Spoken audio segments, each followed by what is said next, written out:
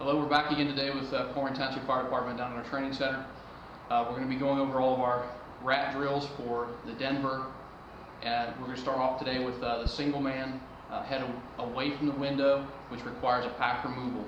We're doing these drills and putting them on video for consistency amongst the companies so that we don't have different drills being taught on different days. We want to make sure these techniques are solid and sound, and we don't have a bunch of variations.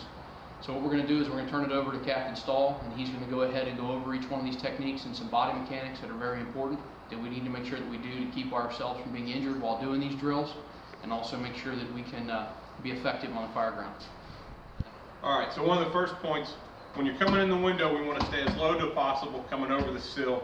Slide over the sill and get down onto the floor as quick as possible, especially if this is a real hazardous atmosphere. There's going to be a lot of stuff coming out, nastiness at the top. We want to stay out of that as much as possible.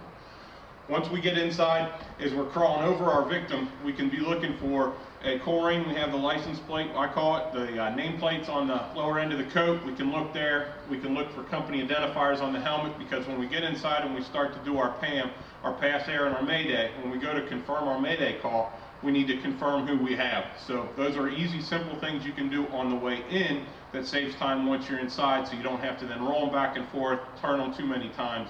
So it all should be in one nice, easy motion. So I'll start coming in the window, and then we'll go step by step through the process. So as I feel over, I make sure I got nothing on the inside. As I come over,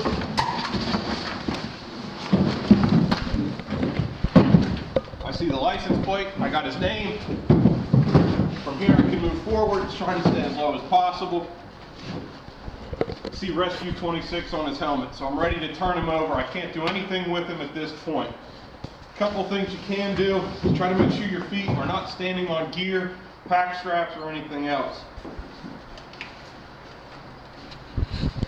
Reach down. I like trying to get a hold of the waist strap, maybe the pack frame, part of the shoulder strap. Basically, you want to grab as low to the ground as you possibly can. That'll assist in your lift. When you lift, don't stand up and arc with your back. Just squat down, grab hold of whatever you need, and then lift with your legs.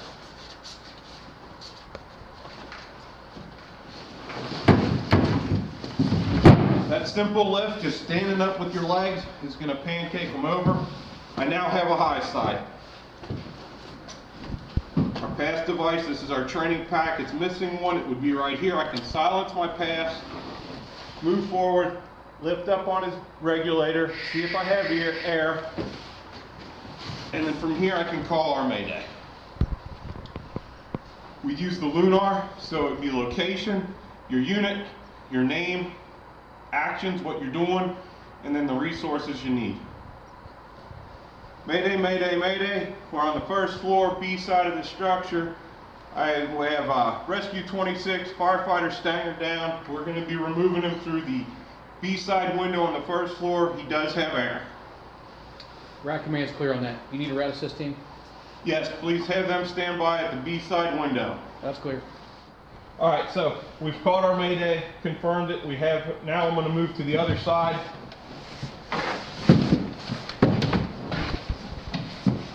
From here we can start taking off the pack. High side, hand over the heart. Disconnect the sternum strap, loosen the shoulder strap all the way out as much as possible. Let it fall down, take the hand, put it over the heart. From here, the strap will just slide easily off. Reach down, find the waist strap, disconnect it. One thing, make sure the feet, how they're crossed now, we want to make sure the feet are uncrossed. And we go to sit him up. Now from here, get behind, just start lifting the victim up. From here, the pack is still on. The MMR would still be coming around off the left side for him to breathe. We can leave the pack in place for right now, or set it off to the side as we start to get him closer to the window. The longer we can keep this firefighter on air, the better, but at the same time, we don't want to leave it on too long where then we get too congested and we don't have room to take the air pack and remove it out of the way. Okay, so we've set him up, we got him here to this point, his pack's halfway up. From here we can reach over, find his other shoulder strap, loosen it the rest of the way, and just pull his arm out. pack is still by the side, he would still be connected in his MMR. We can either disconnect now and go in do the rest, the next few steps in one quick motion, or if you're struggling, you're a little tired, you know you're going to need a break. Once you get forward, you can leave this attached to his MMR until we get him into the position right before we're ready to lift.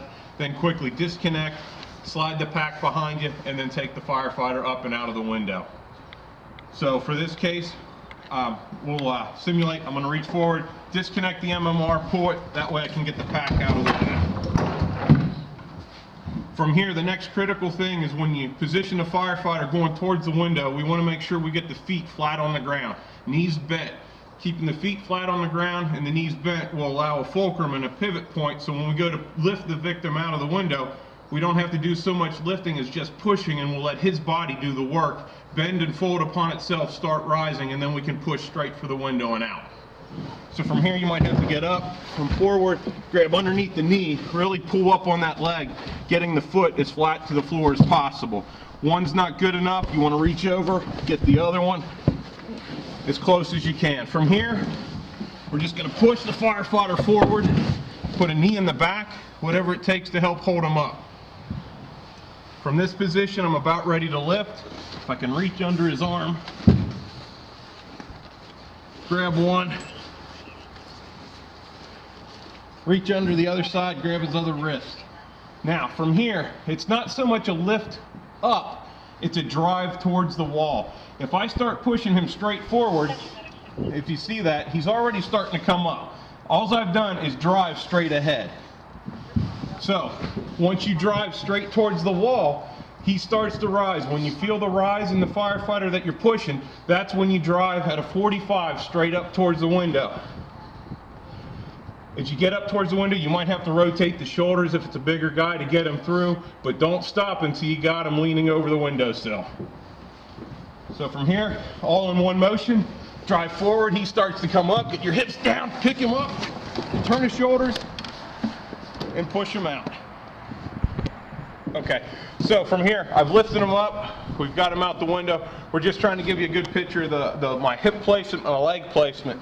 If you can see down between, I've now at this point, as I stood him up, tried to kick his feet a little bit aside, making room for my leg, my knee. From here, if my hip is on behind his butt, holding him towards the window, my knee's already naturally kind of towards or between his legs. As I start to reach down, I can slide my leg in underneath, so if he does start to slide, it's something there to help catch him, or I can then hip in, lean in with my chest and upper body and still try to sandwich him on this windowsill. From here, take one arm, with my left leg being forward, it's easier with my left arm, slide the left arm down, leaning in with the left shoulder onto his hips and his butt. From there I can reach down, get his one leg, and bring his leg up. I got my left hand up by his knee on his thigh, the other one grabbing on his shin, and from here I can start pushing him out as the rat assist starts to pull and assist him out from the outside. Ready? And there, drop down, back up, and whatever it takes at that point.